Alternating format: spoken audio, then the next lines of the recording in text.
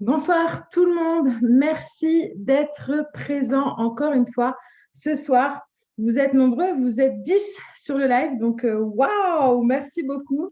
J'ai vraiment hâte que cette petite communauté de suiveurs, de followers augmente encore et encore parce que nous avons à cœur avec ma sœur de cœur, Nathalie, de faire passer des messages le plus possible à plein de monde possible. Je me présente pour ceux qui viennent pour la première fois sur cette émission, petite série La mort dans l'assiette, série de 10 épisodes. Vous pouvez voir les précédents sur YouTube et puis les suivants, je vous dirai à la fin quand est-ce que vous pourrez les voir en direct. Je suis Gaëlle, j'ai 43 ans, j'habite à côté de Cahors dans le Lot. Je suis praticienne enseignante en médecine holistique. Je travaille dans le marketing de réseau aussi parce que j'ai couplé en fait les produits que j'utilise avec ma pratique. Et je travaille avec ma sœur de cœur, donc comme j'ai dit tout à l'heure, Nathalie Guillaumard, qui va elle aussi se présenter. Et ben moi, donc comme Gaëlle vous l'a dit, bonsoir tout le monde tout d'abord et merci d'être présent. Donc moi j'habite en Bretagne, j'ai 54 ans, je suis dans tout ce qui est le domaine du soin depuis de nombreuses années puisque j'étais d'abord enseignante avant d'être praticienne de médecine chinoise, praticienne enseignante de Reiki et maintenant praticienne enseignante en médecine holistique qui regroupe tous ces enseignements. Et je fais aussi du marketing relationnel puisque ça fait partie pleinement de cette activité et c'est indissociable. Exact. Yes. Donc ce soir, nous allons vous parler du très sexy E171. Oh yes.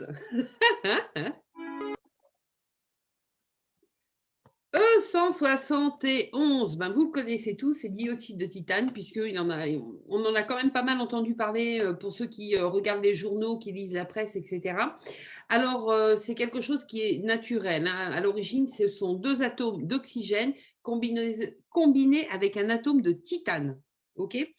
Donc, on le retrouve dans la nature, c'est un minéral, hein, on retrouve ça dans des minéraux, mais il est produit uniquement de façon industrielle. Il va falloir l'extraire. Donc, il y a deux types d'extraction, un qui est au sulfate et un au chlore. Et il faut savoir que c'est le procédé au chlore qui est le plus utilisé. Je vous rappelle que chlore, c'est Javel, hein. Ça donne envie? Oui. Donc là, le tableau le montre bien au niveau des productions. Donc, en fait, les deux procédés diffèrent dans le sens où c'est qu'on va utiliser le procédé au sulfate dans des minéraux qu'on appelle les ilménites qui contiennent au moins 45% de dioxyde de titane. Mais à partir du moment où on tombe sur des minéraux qui en contiennent au moins 95, comme les rutiles, alors je ne suis pas une géologue, hein, donc si vous voulez en savoir un peu plus sur cette thématique, vous irez regarder sur Internet, qui est votre ami. Donc là, on va utiliser du chlore, uniquement pour l'extraire. Donc, ce qu'il faut retenir, c'est que même si c'est naturel, on le trouve que sous forme de minéral, de cailloux, en fait. Donc, moi, je me suis à nouveau posé la question, mais qui mange des cailloux?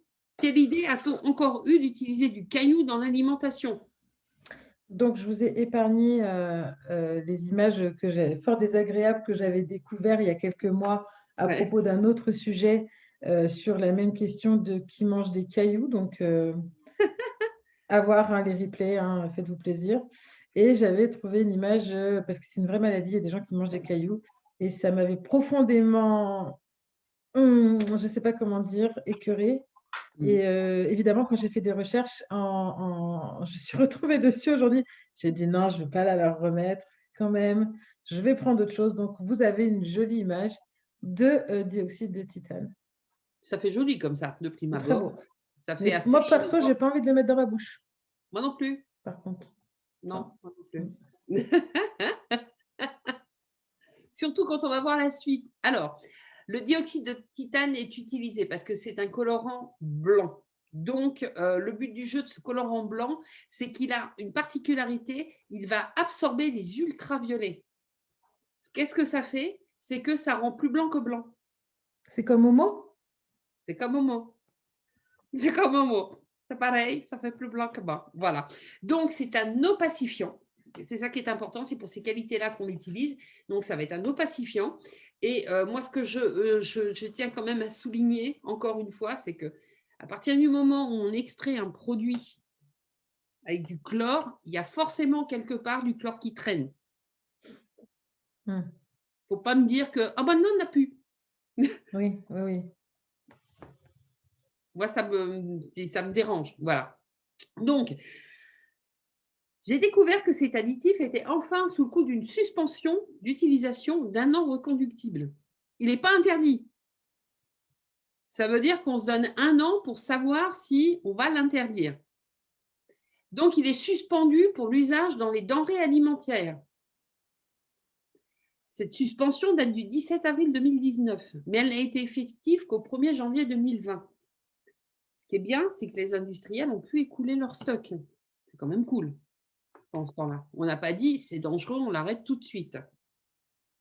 Du coup, tu Et n'as pas eu d'infos, puisqu'on est le 20 janvier 2021, tu n'as pas non, eu d'infos sur sa reconduction?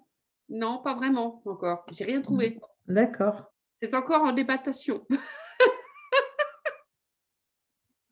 Ok. Alors moi, c'est ça qui m'affole, c'est qu'on sait pertinemment que le produit est dangereux puisqu'on va quand même le suspendre, l'interdire dans les denrées alimentaires, mais c'est juste une suspension. On ne sait jamais au cas où. Et on est vraiment dans la dynamique de tout ce qu'on a pu voir jusqu'ici, c'est qu'il y a toujours des demi-décisions. Il n'y a jamais de décision franche, nette, tranchée. Bon, c'est bon, on arrête, quoi. Ouais. Il faut savoir que c'est un produit qui est reconnu particulièrement dangereux parce qu'il est surtout utilisé sous forme de nanoparticules.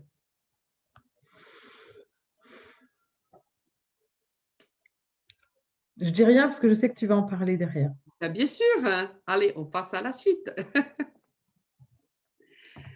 Donc, moi, ce qui m'a quand même assez perturbée, c'est qu'on l'interdit dans les aliments, mais par contre, on le laisse dans les dentifrices, dans certains produits cosmétiques et dans les médicaments. Moi, aux dernières nouvelles, le dentifrice, je le mets dans ma bouche et il y a des médicaments, apparemment, ça passe aussi dans la bouche.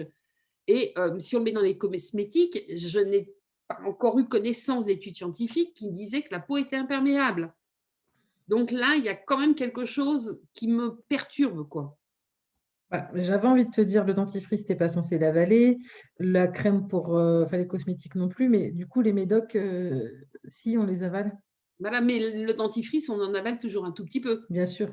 Et même si on se rince la bouche, ça imprègne quand même la bouche. Donc, quand j'ai fait ce document, ça m'a laissé plus que dubitative, en fait.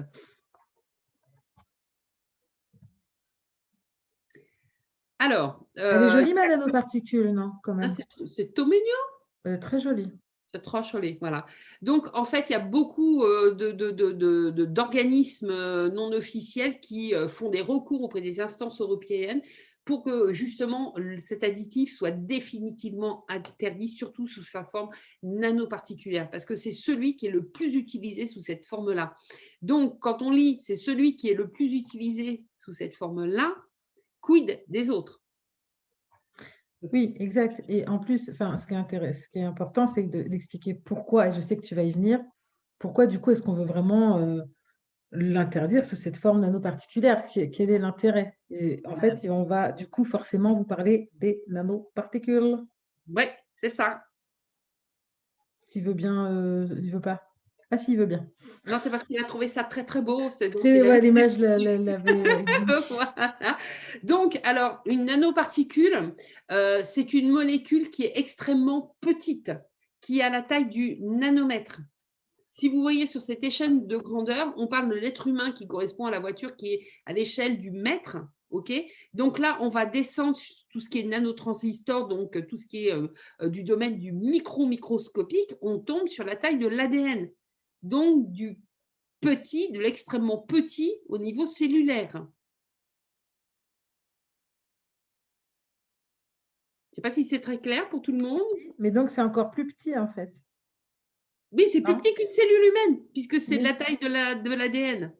C'est D'accord. plus petit que la cellule. Plus gros que l'atome, plus petit que la cellule. Voilà. Ok. C'est quand même, on peut s'interroger, hein. Bah, son nom l'indique, hein, de toute façon, la nanoparticule, voilà. Voilà, c'est du domaine du nanomètre. Donc, c'est un assemblage, il faut savoir, c'est un assemblage moléculaire. Donc, ça n'a rien de naturel. Les nanoparticules à l'état naturel, ça n'existe pas. Excuse-moi, je suis en train de réfléchir en même Je temps. te vois, je suis en train de te regarder parce que je me dis, Moi, soit il y a des commentaires.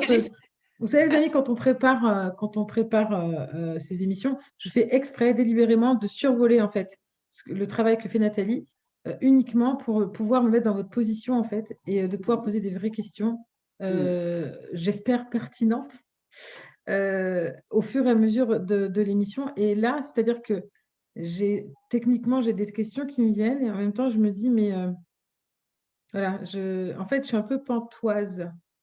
En fait, ouais, je vais même te dire, pour que tu sois encore plus pantoise, tu prends une molécule naturelle. T'imagines qu'elle a, par exemple, du dioxyde de titane à l'état naturel. Tu lui mets la proportion de la planète Terre. Yes. Tu la transformes en nanoparticules, tu as une orange. Ouais, ça j'ai. Voilà. Ça j'ai. Ce que j'ai pas, c'est. Mais je sais que tu vas en parler après, mais du coup, je peux penser. Je me mets à la place des gens qui nous regardent, mais en quoi est-ce un problème, la nanoparticule en soi? Ben, vous allez Mis le à part voir. que ça n'est pas naturel. Bon, c'est pas naturel, très bien, mais il y a plein de choses qui ne sont pas naturelles non plus. Donc, on va Mhm. continuer. Donc, alors, en fait, le fait de créer une nanoparticule, ça va changer les propriétés de surface. C'est-à-dire que, en fait, une molécule, c'est essentiellement du vide.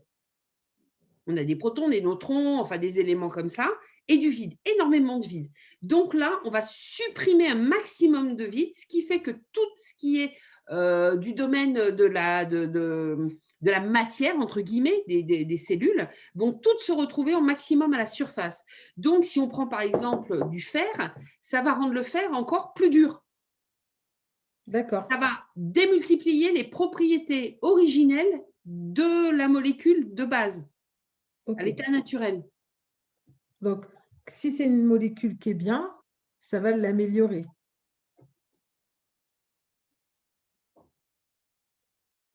En règle générale. Scientifiquement parlant, ça va améliorer ses propriétés. Voilà. Si On on va est dire dans le ça. cadre d'une Ouais. molécule comme le E171, du coup, ça va l'empirer.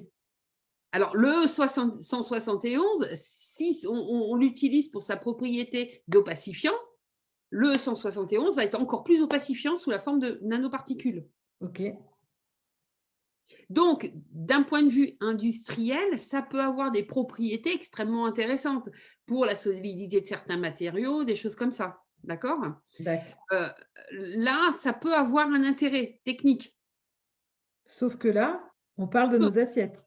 Là, on parle de nos assiettes. C'est ça, Voilà, les c'est amis, là en où il est fait, le problème. voilà où Donc, parce que Nathalie veut en ouais, venir. Voilà. ouais, c'est ça qui est un peu compliqué parce que, en fait, on va, vraiment changer sans savoir. Le problème, c'est qu'on change le monde matériel, mais sans savoir les effets à plus ou moins long terme que ça peut avoir. Oui, mais si ça peut avoir des effets, la nanoparticule en tant que telle peut avoir des effets positifs du coup. Ça peut, techniquement parlant, c'est censé. Alors, le truc, c'est que, dans toutes les recherches que j'ai fait, c'est que si on reste dans le domaine du matériel, Mmh. on peut supputer. Parce que même là, il y a quand même des choses où il y a des écrits où c'est pas clair non plus. On ne Mmh. sait pas à moyen, long terme ce que ça va faire au niveau de la planète, etc. D'accord. On ne sait pas quelle incidence ça va pouvoir avoir. C'est vrai que d'un point de vue du génie industriel et autres, c'est extrêmement intéressant puisqu'on va donner à des matériaux des propriétés améliorées. Mais D'accord. comme on manipule, on fait de la manipulation de matière, eh ben, on entre dans une forme d'eugénisme, de création de choses, et on n'a pas de recul sur les conséquences que ça Mmh. va avoir, en fait. C'est un peu la nanoparticule, c'est un petit peu, l'organisme génétiquement modifié, en agriculture, quoi. À tous les Pour niveaux. faire un gros, gros, Voilà. gros, raccourci. Parce qu'une molécule de fer qui se balade dans la nature, on a bien une idée de ce que ça fait. Mais une nanoparticule de fer qui se balade dans la nature, qu'est-ce qu'elle fait?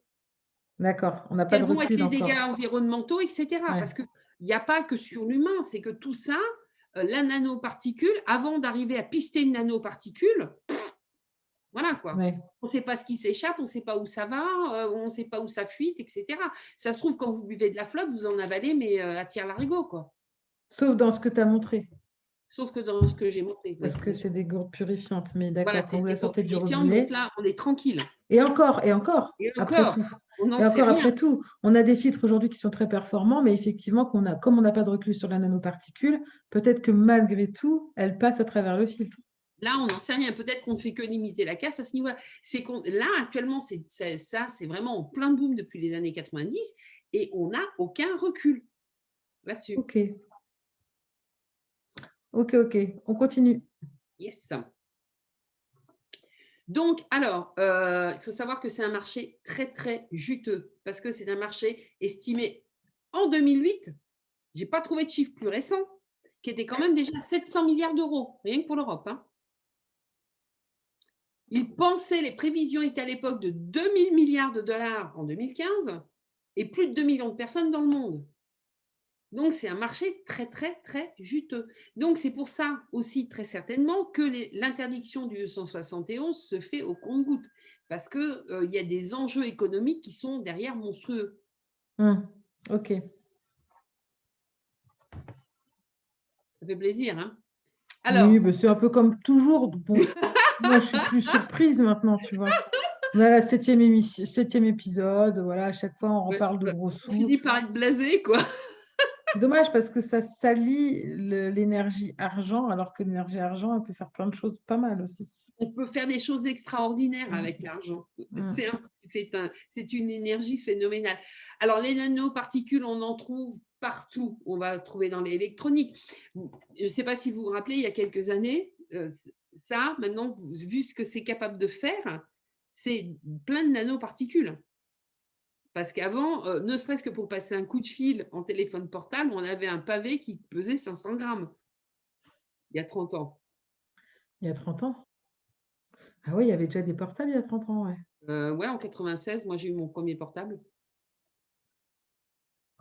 Il y a 25 ans. 25, ouais, mais ça existait déjà avant. Oui, oui, oui, non, il y avait des espèces de cabines téléphoniques là que tu Voilà, c'est trimballais, ça. Mais la déjà, valise et tout, on a, machin. voilà. Et on a été sur des choses extrêmement petites. Et là, on a ça, ce sont des petits ordinateurs portables maintenant. Mm. On arrive sur du vraiment très petit. On le retrouve dans les revêtements, donc dans tous les revêtements de surface pour donner des effets opacifiants, etc. On va le retrouver dans les textiles, tous les textiles de sport, etc. en particulier, dans les articles de sport pour les rendre plus performants. On va les retrouver dans les cosmétiques. Parce que, à votre avis, si quand vous mettez un fond de teint et qu'à la fin de la journée, vous ne brillez pas et qu'elle a gardé le même aspect, c'est pas parce que vous n'avez pas produit de sébum, c'est parce qu'on fait un effet visuel, mais vous avez toujours votre peau qui a transpiré du gras parce qu'elle est obturée par du fond de teint. Faut pas rêver. Hein. Donc ça, ce sont les nanoparticules qui permettent ça. On va le retrouver bien entendu en pharmaceutique, on va le trouver dans l'agroalimentaire, en aéronautique, en automobile, en chimie, en construction, en optique, etc. On le trouve partout et dans l'agroalimentaire aussi, dans les aliments. Donc, il faut savoir qu'en 2017, on le trouvait dans plus d'un millier de produits, d'accord? Parce qu'on est dans l'ère de la miniaturisation et c'est ce que ça permet, c'est de miniaturiser les choses au maximum. Donc, alors je vais mettre mes basiques là parce que j'ai écrit un peu petit. Oui, oui, bah oui, tu fais des J'avais pavés grossi aussi. un Il faut petit que j'arrive peu. à les coller, moi, sur les images. Hein.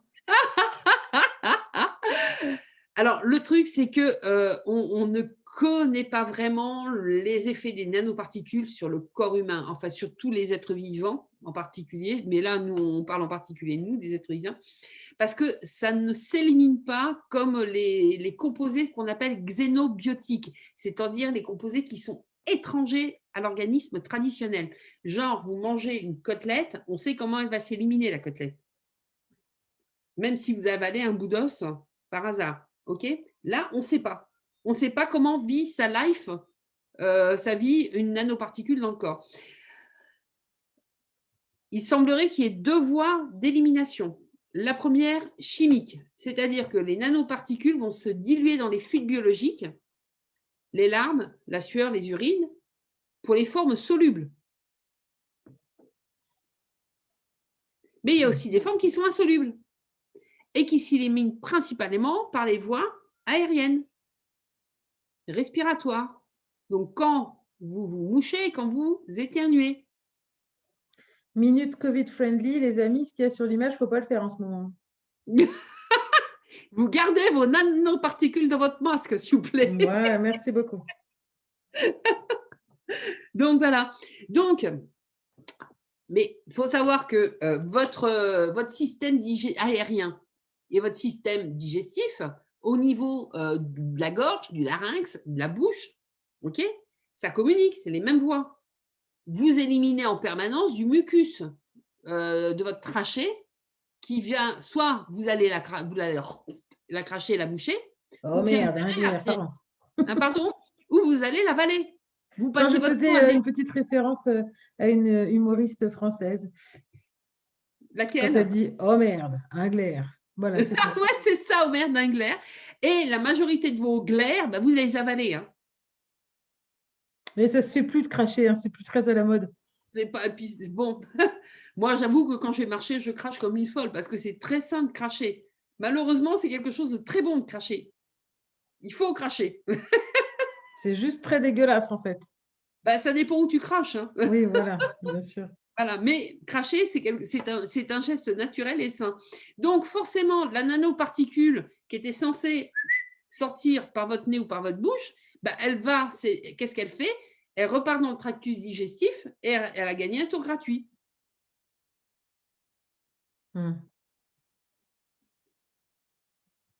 C'est sympa. C'est sympa, hein? Ouais. C'est cool, hein? Sympa. Donc, voilà. Donc, en fait, ça continue. Et il faut savoir quand même qu'il y a aussi une possibilité que certaines soient ce qu'on appelle phagocytées par les macrophages. Les macrophages sont des cellules du système immunitaire qui vont, par exemple, qui englobent ce qui n'a pas à être là, comme des bactéries, des choses comme ça, et qui les digèrent. Ben, certaines vont quand même le faire. Mais uniquement si elles sont agglomérées. Okay. C'est-à-dire que si vous avez quelques nanoparticules qui sont mises ensemble, là, le macrophage, il arrive, hop, hop, hop. Mais s'il y en a une qui est ça ressemble à une cellule presque, du coup. Voilà. Elles sont agglutinées. Mais si elle est toute seule, le macrophage, il passe à côté. Il ne la voit pas, c'est trop petit. Voilà. C'est trop petit. Donc, après, elle va se promener. Voilà. Bien. Cool. Ouais. Alors, en alimentation seulement, il faut savoir qu'il y a plus de 300 nano-aliments qui sont répertoriés depuis 2017. Je n'ai pas trouvé de liste mise à jour, au moins pour 2019. Okay, donc, c'est des centaines de milliards de dollars, avec en pole position, bien entendu, les États-Unis. Ils sont très forts sur la transformation de l'alimentation. Et derrière, on a le Japon et la Chine. En France, on n'a quasiment pas d'informations. Par contre, l'étiquetage n'est pas obligatoire sur notre pays, dans notre pays. Jusqu'en 2017. Oui, mais l'obligation d'étiquetage, ça appartient à 10% dans les denrées alimentaires. 10%. On est sur de la nanoparticule. La nanoparticule, c'est du nanopoids. Pardon. Non, mais attendez. 10% de nanoparticules, ça doit être la misère, quoi. J'aime bien. C'est du nanopoids. Alors, avant qu'on ait 10% de nanoparticules en poids dans le bazar, ouais. Hein? Oui. On a le temps. Ils ne sont pas obligés de changer leurs étiquettes, quoi. Ça va. Non, ça va aller. Ouais. C'est bien. C'est cool, hein? Je vais peut-être y aller, moi, en fait, là. Ah non, tu as besoin de moi pour tourner les pages. Il nous en reste encore 3. Et à la fin, qu'est-ce qu'on fait? On se pend ou quoi? Comment ça se passe? Je ne sais pas. Allons manger nos carottes bio, ça ira bien. Oui, voilà. Donc, alors, les risques pour la santé. Le problème, c'est que les nanoparticules sont partout. Et le problème, c'est qu'on n'a pas de visu sur les impacts. Parce qu'en fait, mine de rien, elles ont des caractéristiques qui sont différentes des objets plus gros, puisqu'elles ne réagissent pas de la même façon. Donc, même si on maîtrise, je reprends à nouveau l'exemple du fer, si on maîtrise, le comportement du fer, d'une manière générale dans ses utilisations, et bien là, on ne sait pas. On joue au petit chimiste. Parce qu'on ne sait pas comment va réagir la nanoparticule de fer. Et c'est pour tout pareil. On n'a aucun recul dessus. Aucun. Et ça, c'est justement lié au fait que la surface est vraiment très, très spécifique. Et que comme il y a beaucoup plus d'éléments en surface, il y a beaucoup plus d'interactions avec les organismes vivants. Et surtout, c'est que sa taille et cette surface font qu'ils ont des coefficients de pénétration dans les organismes beaucoup plus importants que leur homologue macroscopique. C'est cool, hein? Donc, en fait, une cellule d'organisme, ce n'est pas un vase clos. Ce n'est pas fermé, ce n'est pas étanche. Il y a des molécules qui… Une cellule, ça respire. Donc, il faut bien clair, l'oxygène rentre dedans. Donc, des molécules d'oxygène peuvent rentrer dans une cellule pour qu'elle respire. Et les molécules, donc, une fois que le système, qu'elle a respiré, la cellule, elle va évacuer, par exemple, du gaz carbonique. C'est le truc le plus simple, c'est la respiration cellulaire. Donc, si une molécule d'oxygène est plus grosse qu'une nanoparticule, ça veut dire que les nanoparticules peuvent passer dans la cellule. Oui, bien sûr. J'en sais rien par rapport à la taille justement du système, comment ça marche. Mais si une grosse molécule passe, ben la nanoparticule, elle passe. Hein. Oui, c'est clair. C'est clair et net. Hein. Le problème, c'est que ce qui se passe, c'est que leur petite taille est aussi fait que ça pénètre vraiment partout dans l'organisme, de la circulation sanguine. Donc, on peut en avoir dans le sang, sans problème, puisque nos vaisseaux sanguins aussi ont des portes d'entrée et des portes de sortie, donc ça peut pénétrer, mais que ça passe aussi dans tous les organes. On peut en avoir dans chaque organe. Et ça passe les barrières de protection de l'organisme, la peau, le placenta et la barrière hémato-encéphalique. Donc, on peut même en avoir dans la cabessa. La quoi? La cabessa, la tête. Tout le monde ne parle pas le patois. Il faut parler à tout le monde comme il faut, madame. Hein. C'est l'espagnol. Sinon, ils ne vont pas comprendre, hein, les gens. Ils vont dire, c'est quoi Voilà. ça? En fait, une nanoparticule, vous prenez un cheveu, c'est 50 000 fois plus petit qu'un cheveu. C'est plus petit que les particules atmosphériques ultra fines. Celles pour lesquelles on met des pots catalytiques à nos bagnoles. C'est bien. D'habitude, j'ai beaucoup de choses à dire quand tu nous apprends des trucs, Nathalie, mais là, je suis sans voix. Ouais. Donc, on est vraiment en train de jouer au petit chimiste. Alors, ça sert aussi de cheval de Troie, dans le sens, c'est que ça attire, la nanoparticule a une particularité, elle absorbe, elle a beaucoup de force d'attraction pour les particules toxiques. Donc, elle est toute petite, elle prend des particules toxiques avec elle et plouf, elle les emmène là où elle ne doit pas aller, en fait. Et les particules toxiques pénètrent encore plus facilement dans notre organisme.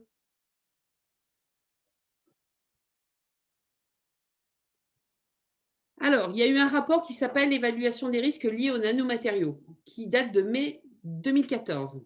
L'ANS, qui est je ne sais plus comment c'est. J'ai un trou de mémoire d'un seul coup. Là. Attends, je l'avais…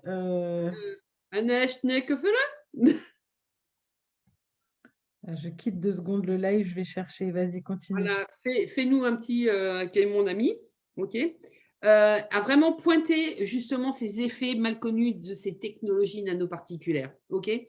Par contre, ce qui a été remarqué chez les organismes vivants, que ce soit les animaux ou les végétaux, d'accord, c'est que y a un effet cumulatif et persistant à long terme. Donc, l'ANS, c'est l'Agence nationale de sécurité sanitaire de l'alimentation, de l'environnement et du travail.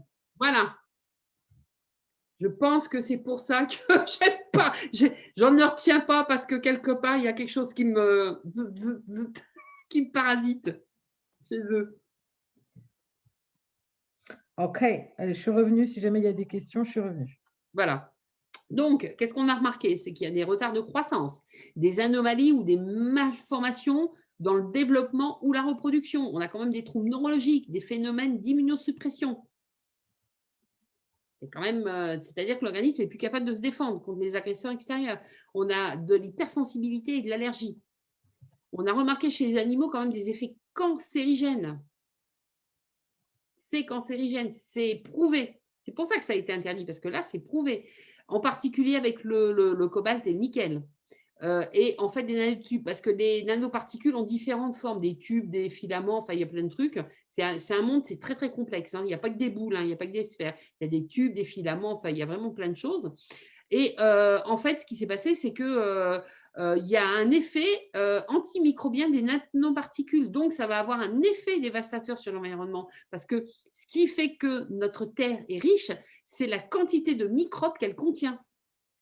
Ce sont toutes les bactéries qui font sa richesse et qui font qu'on a une terre qui est riche et nourrissante, avec des aliments qui sont nutritifs. Donc, vous voyez un petit peu jusqu'où ça peut aller, quoi. Donc, c'est-à-dire qu'on peut arriver à avoir une terre où il n'y a plus rien. Juste de la poudre morte. Alors, on a Marie-Odile qui dit « Il ne faut pas s'étonner de toutes ces maladies orphelines et endocriniennes si on s'empoisonne avec tout cela. » Bien sûr. Bien sûr. Elle a entièrement raison, Marie-Odile. Il ne faut pas qu'on s'étonne de voir apparaître des maladies qui n'existaient pas il y a 20 ans. Et en telle quantité. Donc, il faut savoir quand même qu'on n'a aucun retour sur les effets des nanoparticules sur l'humain, parce qu'il n'y a pas d'études épidémiologiques, il n'y a pas d'études qui sont faites, en fait. On n'en sait rien. OK. On en fout partout, mais on ne sait pas ce que ça fait. Oui, on verra après. Hein. Ouais. De toute façon, si on n'essaye pas, on ne saura pas. Ben voilà. Non, parce que sinon, qu'est-ce que quoi? Parce que c'est bien beau ce cours sur les nanoparticules qui était, je pense, les amis, difficile à avaler parce qu'il fallait que ce soit court, concis au possible et qu'on essaie de vous expliquer un petit peu ce que c'était que tout ça. Si jamais vous ne connaissez pas la nanotechnologie, hein, concrètement, on part au départ de micro-robots pour devenir des microparticules de substances existant déjà, justement pour leur donner des effets démultipliés. J'ai fait un bon résumé? Ouais, c'est ça. Donc, qu'est-ce que quoi? Pourquoi on parle de ça dans La mort dans l'assiette? Ben parce que justement, le dioxyde de titane franchit en particulier la barrière intestinale, que ça rentre dans le sang, que ça finit dans le foie. Et en fait, ce qui se passe, c'est que on en retrouve partout, partout, partout. Et ça reste, et ça imprègne tout l'organisme. Et qu'est-ce qu'il y a? Il faut quand même savoir que vraiment, ça se loge, le dioxyde de titane, dans les cellules immunitaires qui sont dans l'intestin. Et l'intestin, c'est quand même tout notre système immunitaire qui est fabriqué là, à ce niveau-là. C'est notre principale porte de protection. Donc, en fait, c'est immunosuppresseur et ça vient en plus détruire nos cellules immunitaires. Donc, il ne faut pas s'étonner qu'à la moins de petits trucs qui passent, bim, on est malade. Donc, je rappelle pour ceux qui viennent de nous rejoindre que le E171 ou dioxyde de titane est pour la plupart du temps présenté, enfin, voilà, utilisé sous forme de nanoparticules. Donc, voilà pourquoi le lien entre ce cours théorique qui vient de se passer et la mort dans l'assiette. Exactement. Donc, dans nos aliments, mais là, on parle du E171, même si pour le moment, il est suspendu dans l'alimentation, mais moi, ce qui m'a vraiment interrogée, c'est de me dire, mais et les autres? Oui. Et les autres? Les autres. Et de toute façon, comme tu disais tout à l'heure, on va remettre les choses à leur point de départ. Depuis le début janvier 2020, il a été suspendu pour une année avec pas tacite, mais reconduction possible. sachant que les industriels avaient 8 mois pour écouler leur matos. On ne va pas se mentir, aujourd'hui, dans vos placards, il y en a encore. Mhm. Parce que les choses, comme elles ont des dates de péremption hyper longues, surtout quand c'est chimique, enfin, du moins quand ça a été industriellement modifié, et c'est dans ça qu'on va trouver du 171. Hein. Ce n'est pas dans la carotte que vous avez dans le jardin, hein, c'est clair. Donc, concrètement, au jour d'aujourd'hui, dans les placards des ménagères, il y en a encore. Dans la pharmacie. Dans la pharmacie, exact. Parce que votre dentifrice, là, qui vous fait les dents blanches, alors que les dents n'ont jamais été blanches, une dent, c'est jaune, c'est couleur ivoire, mais une dent, c'est pas blanc, rêvez pas. Ce qu'on vous colle dessus, c'est justement un effet d'optique par réflexion de la lumière, absorption des UV, et résultat, vous avez un effet ultra bright. Ultra bright. Donc, voilà. Bon, et il faut savoir que c'est extrêmement inflammatoire au niveau des intestins. Il faut savoir que dans la rate, alors la rate, c'est quand même là où c'est c'est l'usine de gestion des globules rouges.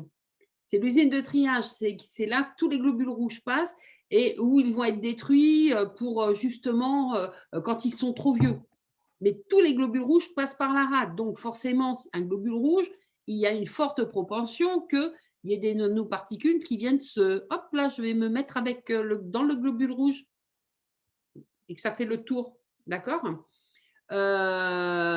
Il faut savoir que quand même, ça a développé, on a retrouvé des cellules précancéreuses au niveau des intestins.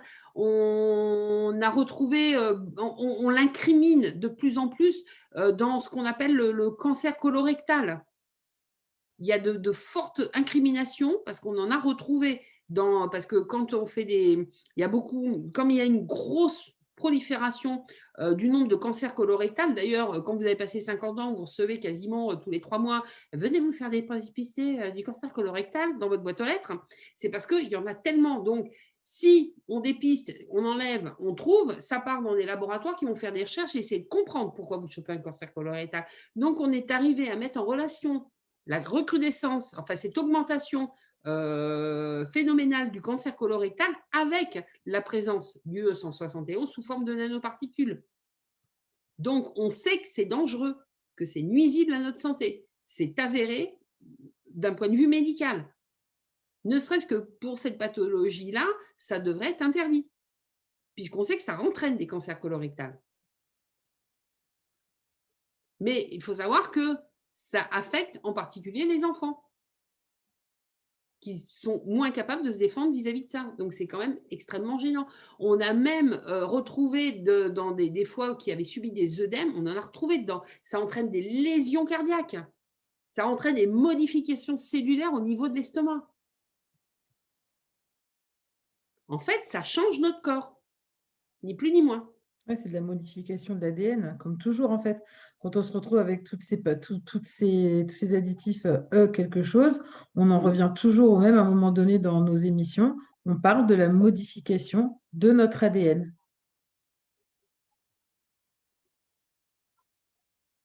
C'est quand même, voilà. Voilà. Moi, ça m'a, quand je l'ai fait, ça m'a laissé, je dirais pas rêveuse, mais pensive, hein, parce que je me suis dit, jusqu'où on a été, quoi. Ouais, jusqu'où on va. Jusqu'où on va, ouais. Donc, il faut quand même savoir que l'Institut national de recherche pour l'agriculture, l'alimentation et l'environnement, l'INRA, a démontré que lorsque cette substance, le E171, est présente dans l'alimentation d'une femme enceinte, ça traverse la barrière du placenta et on en retrouve dans les fœtus. Donc, on contamine les enfants avant qu'ils soient nés. En plus, il faut savoir que ça rentre mais vraiment au plus profond de la cellule, même chez le nouveau-né, quoi. Même chez l'enfant en cours de conception. Donc, voilà. Et on le retrouve aussi dans l'alimentation, comment dire, même dans l'alimentation infantile, il y en a.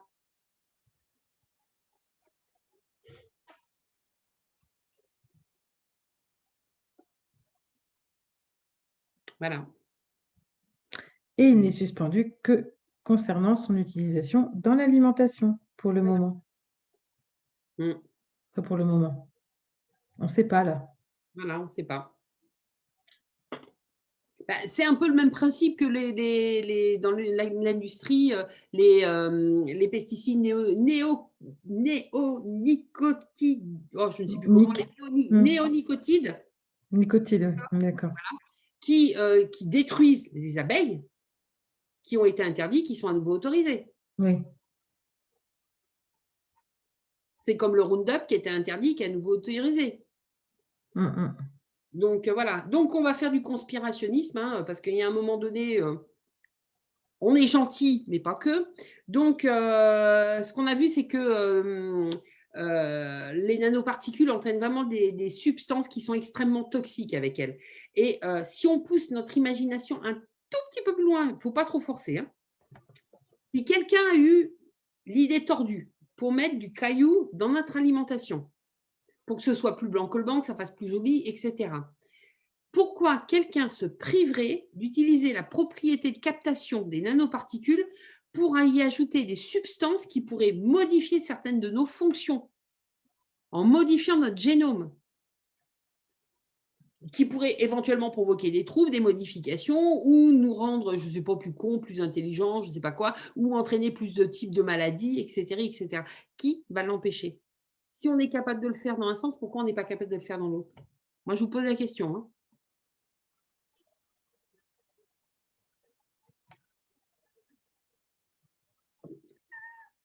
Donc, ils te plaisent, ces deux-là, hein. Je sais qu'ils te plaisent. celle-là. Ouais, ils te plaisent. Je savais qu'ils te plairaient.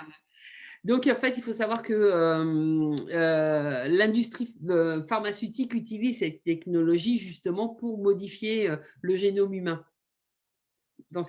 pour guérir certaines pathologies.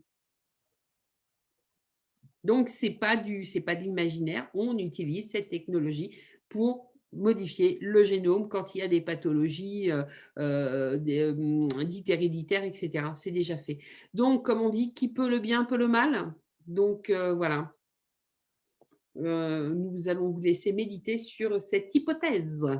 Alors moi, il y a une question que je propose toujours à tout le monde de se poser pour quel que soit le sujet, vraiment. Alors déjà, tu as utilisé le mot conspirationnisme, je voudrais faire un petit laïus rapide là-dessus. Peu importe ce que vous pensez du mot conspirationnisme, il y a une chose qui est sûre, c'est qu'aujourd'hui, les gens utilisent le conspirationnisme pour détruire le conspirationnisme, concrètement. Ça veut dire quoi? Ça veut dire que même avec des bonnes intentions, il y a des gens qui balancent à gogo des choses sur les réseaux sociaux, des trucs qui s'avèrent être totalement faux, des grosses boulettes, des erreurs, des machins et des trucs. Et ces gens-là, si vous en êtes, vraiment les amis, je lance un appel, arrêtez parce que vous niquez la cause. Concrètement, vous niquez la cause. Je donne un petit exemple tout bête. Cette semaine, j'ai emmené ma fille chez l'orthodontiste. Non, c'était la semaine dernière et j'ai entendu un peu en marchant dans la rue parce qu'à cause du coronavirus, on ne peut pas aller avec les enfants chez l'orthodontiste. Et je suis passée devant un labo qui reste un labo avec des gens qui font leur travail à l'intérieur, d'accord?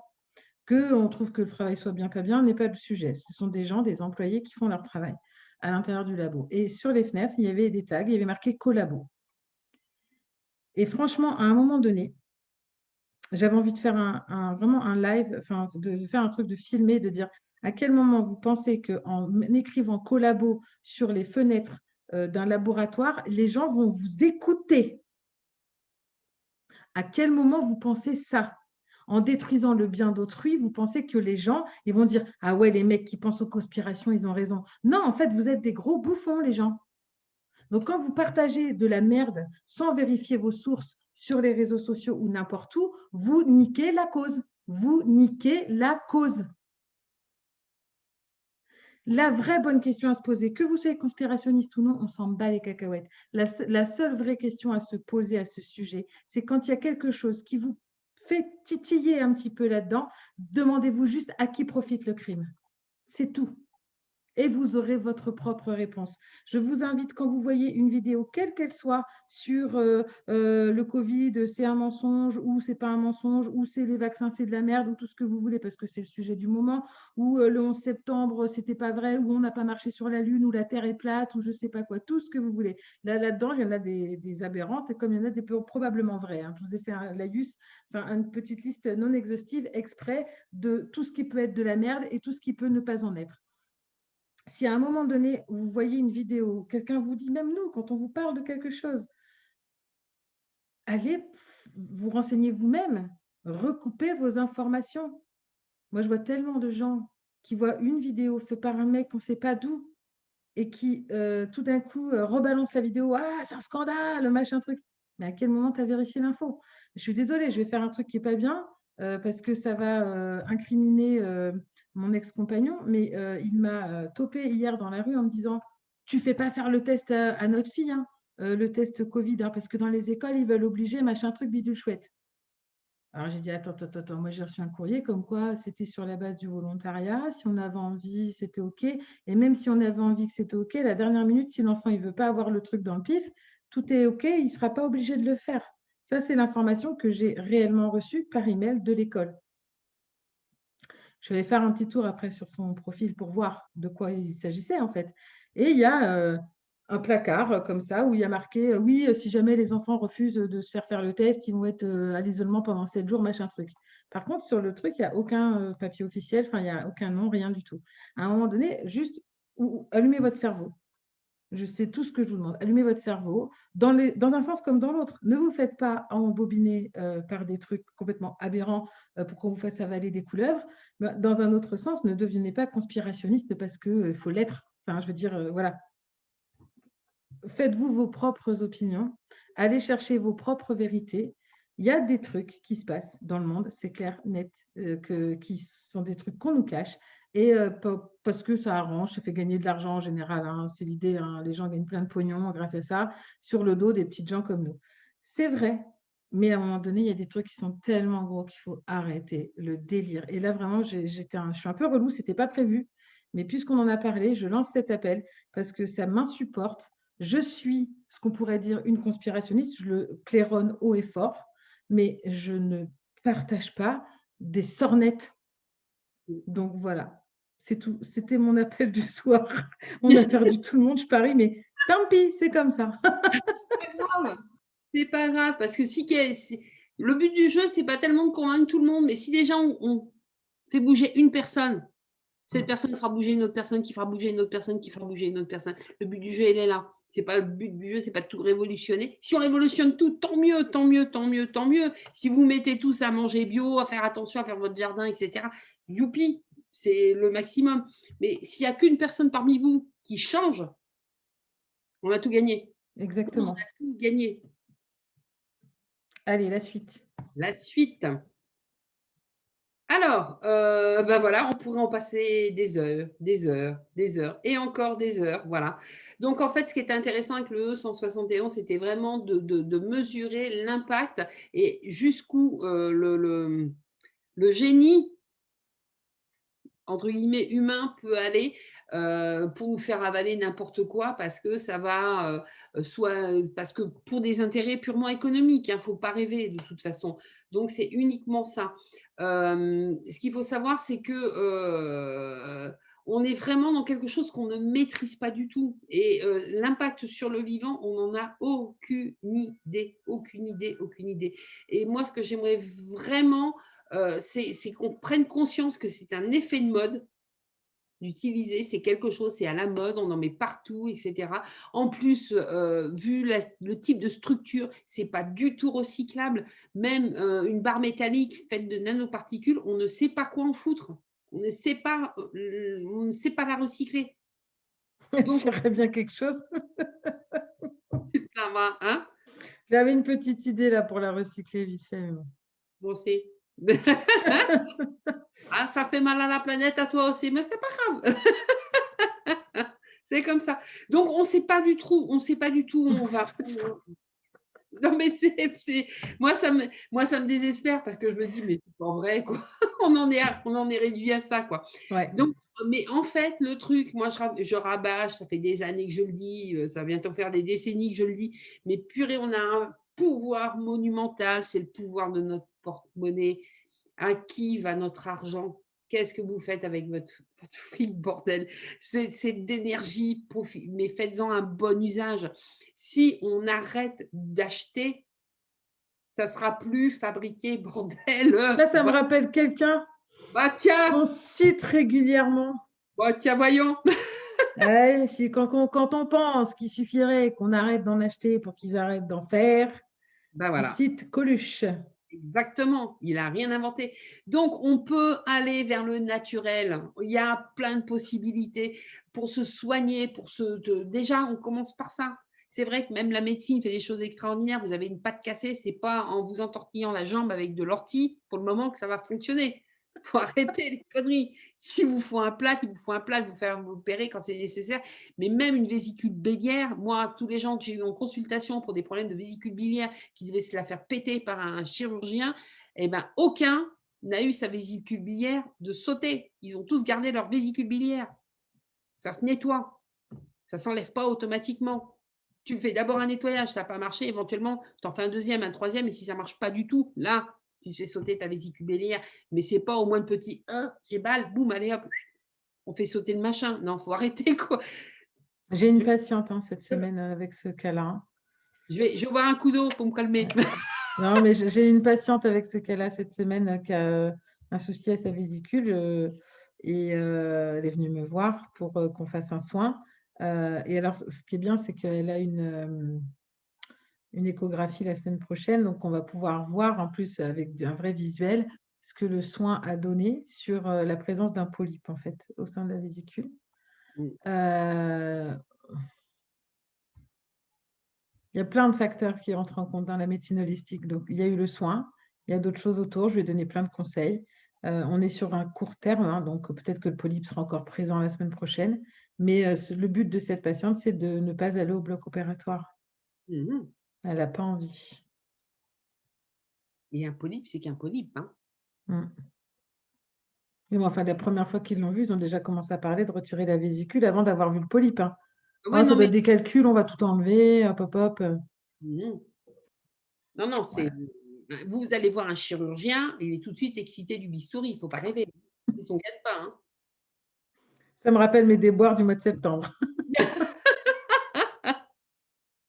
Si vous êtes sage, un jour, je vous raconterai. Ou si vous voulez vraiment savoir, venez me voir en privé, je vous raconterai mes C'est un peu déboires un lien avec le avec la chirurgien. barre de fer nano. En rapport avec la barre de fer, ouais, c'est ça, on en est presque là, ouais. Ouais. Ouais. Allez, on va continuer parce que le temps passe. Donc, en fait, il y a des choses, c'est clair et net, là où on en est, il y a des choses qu'on ne peut plus éviter. Là, on en est à un stade que il faut vraiment, vraiment, vraiment, et en plus, on est en pleine période, faites des détox. Faites des détox à chaque intersaison. Nettoyez-vous. Vous videz vos poubelles chez vous. Videz les vôtres de poubelles. C'est important. Faire des détox, c'est essentiel. Là, si avec cet épisode, vous ne l'avez pas compris, moi, je ne sais plus comment faire. Hein. Je ne sais plus comment faire, je ne sais pas comment vous le dire, je ne sais plus. Là, si c'est le seul moment où on va pouvoir éventuellement avoir une action. Il ne faut pas faire n'importe quoi, il faut faire une vraie bonne détox avec des produits qui vont être qui vont être des vrais capteurs, qui vont avoir une vraie force de chélation, qui vont vraiment faire quelque chose d'efficace. Et qui n'ont pas de nanoparticules. Oui, oui, tant qu'à faire. Non, Petit rappel pour préciser pour ceux qui ne savent pas ce que c'est qu'une intersaison. C'est la période qu'il y a entre chaque saison. Donc, il y a la saison d'hiver, la saison de printemps, la saison d'été, la saison d'automne. Elles sont toutes coupées, entre guillemets. Enfin, ce n'est pas coupé, c'est confondu avec une intersaison, parce que coupé, ce n'est pas le terme. Les intersaisons se calculent tous les ans. Donc, rapprochez-vous de votre praticien en médecine holistique. Hein. En règle générale, c'est le mieux pour avoir les dates des intersaisons. La prochaine, ça commence le 28 janvier avec la pleine lune. Elle dure le temps d'un cycle lunaire et c'est le moment où on va quitter tout doucement l'hiver. Et ça, j'en suis pas mécontente, je dirais, parce que j'en ai marre de l'hiver là. J'aime bien l'hiver, mais là, cette année, il était... Donc, je suis bien contente que ça arrive, qu'il va s'en aller gentiment. Pour laisser place gentiment au printemps, il faut savoir qu'on a des dates dans le calendrier qui correspondent aux solstices et aux équinoxes. Ça n'est absolument pas le début des saisons. Ce n'est pas le début du printemps, le 21 mars, c'est le L'acmé. point le plus, l'acmé, voilà, le point le L'acmé. plus haut du printemps. Donc, le printemps arrive gentiment pendant l'intersaison. Là, il se mélange avec l'hiver. C'est un petit peu à ce moment bâtard, vous allez le reconnaître, où c'est plus vraiment l'hiver, mais c'est pas encore le printemps. Où vous dites, c'est un peu bizarre le temps en ce moment. Bah, c'est une intersaison. Ça marche Voilà. aussi pour l'été, pour l'automne et pour l'hiver.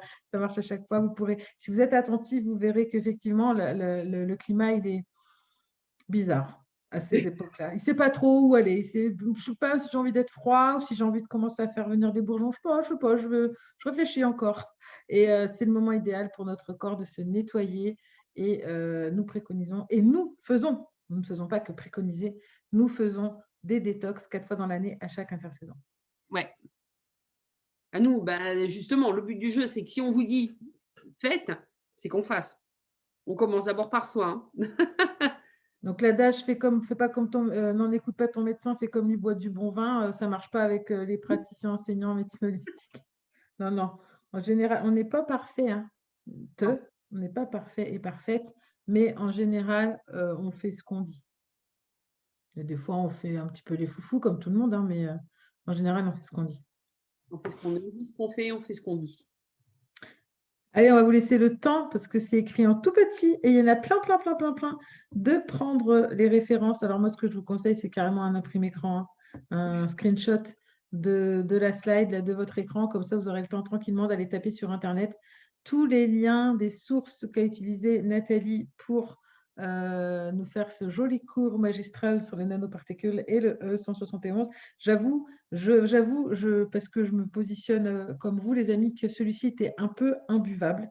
Je l'avoue, c'était plus compliqué que les autres fois, mais je pense que ben, ça ne peut pas être tous les jours rigolo et simple à comprendre. Il y a aussi des moments où il faut essayer de capter des choses. Il y a aussi des moments où on n'a pas les réponses à tout. La preuve, on ne sait pas aujourd'hui ce qu'il en est du E171.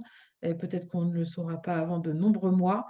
On ne sait pas non plus ce que ça donne les nanoparticules parce que bah, si les scientifiques savent déjà pas, c'est pas nous qui allons le savoir.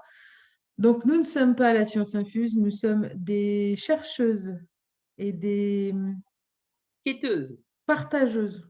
partageuse. Aime bien moi. Aime bien Mm. ça. On cherche et on partage.